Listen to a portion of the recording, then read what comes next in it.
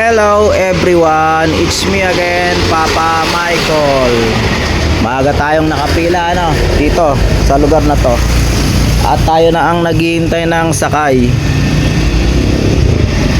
Pero maya maya pa ng konti at matagal lang rito sakay sa lugar na to.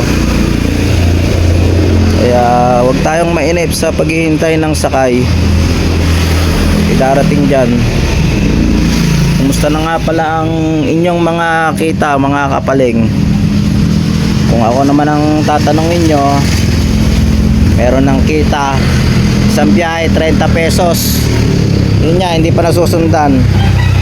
Kalahating oras na tayong nakapila dito sa lugar na to. At maghahanap tayo ng sakay. Ito yung mga kasamahan ko, ayan shout out mga kapaling Welcome kayo sa aking channel, Papa Michael. Ayun pa isa sa gilid. Hindi na kasya rito mainit na. Bali ilan na ba kaming nakapila rito? Isa, dalawa, tatlo, apat, lima, pang-anim yun. Yun ang kahuli-hulihan sa pila.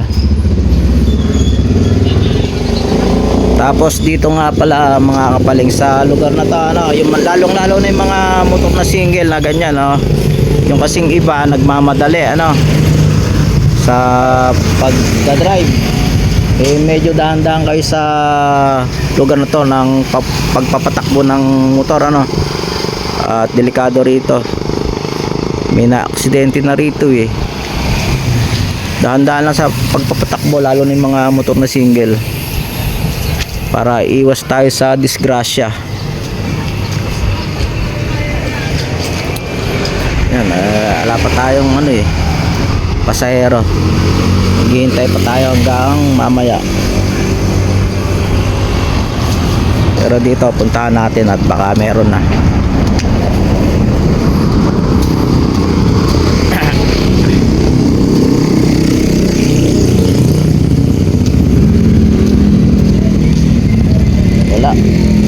Mga batay nandito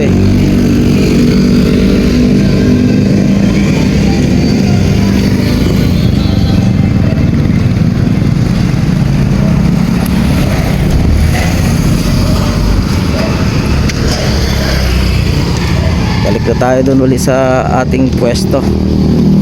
At baka mamaya may biglang tumawag dun sa lugar na yon.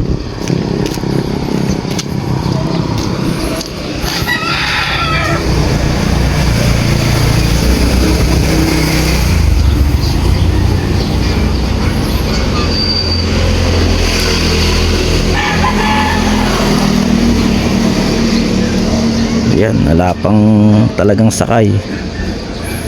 Ito nga yung isang kasamahan ko dito na habang naghihintay siya ng at pang pa ata siya, pangatlo o pang-apat sa pila, nahiga muna para ma-relax ang kanyang katawan.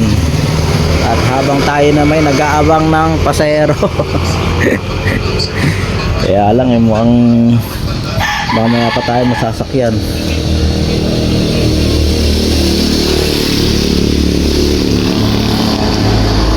Ito, hindi naman sasakay ito Ayan lang ang bahay